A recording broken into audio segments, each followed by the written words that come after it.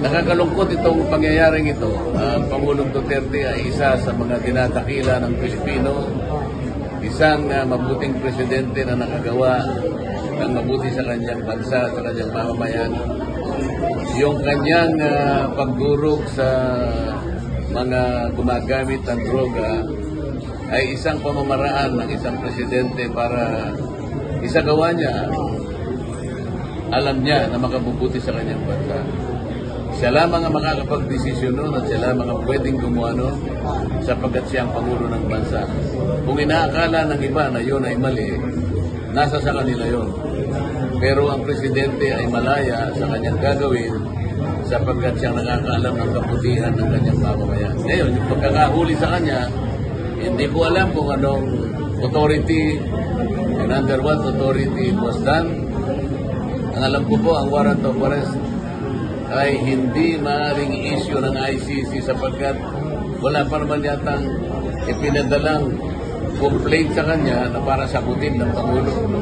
Sa makatwid, kung walang warrant of arrest at sa ilalim lang ng red notice ng ICC o ng Interpol, medyo questionable, kaduda-duda yung paraan kung bakit ang dating Pangulo ng bansa ay kanilang takpin, hulihin. Hindi po mabuting patakaran ito at hindi ko rin nakikitang magandang senyales kung ang pag-uusapan ay yung inaasam nating pagkakaisa. Kanina po yung sinasabi ko, ang pagkakaisa ay napaka-importante.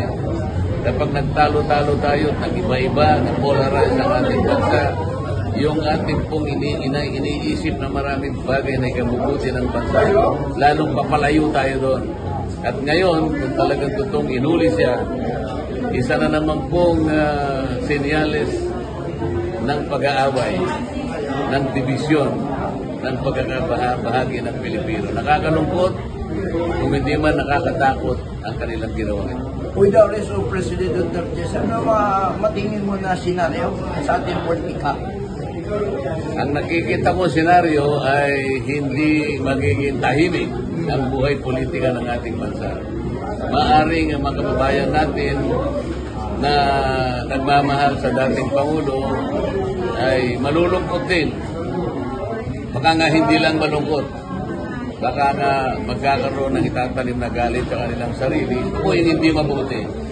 Ang kapayapaan po ay isang napakalaking bagay para sa ikabubuti ng bansa. Kung ito po ay talagang nangyari ang ginawa nila, alam ko po hindi ito pagmumula ng kapayapaan.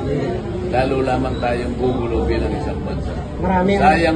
Sayang po yung ginagawa natin na sana ay masinop natin ang bansa. Ngunit itong mga ginagawa ito ay papalayo kaiba doon sa inahangad namin na sana ay magkaroon tayo ng kapayapaan. Maraming natatakot, Congressman. Magagawa nila sa dating presidente.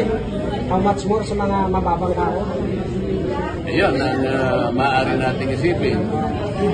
Kung nagagawa nila sa isang naging Pangulo ng ating bansa na sa kanyang palagay ang ginawa niya ay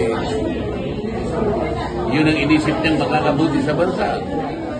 At dahil doon ay nakala nila na siya pa ay nagkasala sa kanyang mamamayan. Ito yung nakikita kong isang senaryo na pagmumulan lamang ng mas malaking pagdududa kung tayo po ay makakarating pa sa pagkakaisa. Kasi po, ang pamahalaan natin, alam naman ninyo, mula pa lang sila nangangampanya, kasama nila ako noon, ang palagi namin binabandera ay pagkakaisa. Kaya nga yung team namin noon, kung naalala nyo, unity team. Sapagkat yun ang batayan, yun ang basihan. Walang bansa ang makikinabang sa ganansya ng development kapag tayo po ay magulo at tayo po ay